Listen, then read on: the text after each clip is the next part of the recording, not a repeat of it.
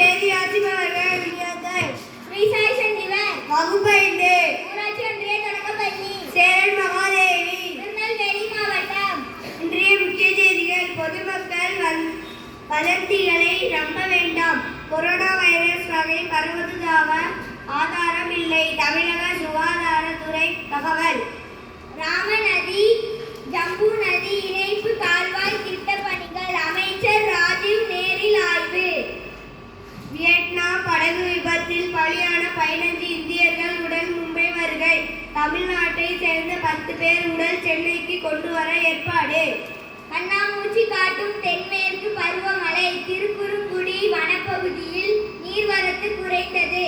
மழை இல்லாததால் பாறைகளாக காட்சியளிக்கும் நம்பியாறு. பயிர்களுக்கு தண்ணீர் தட்டுப்பாட்டால் விவசாயிகள் வேதனை.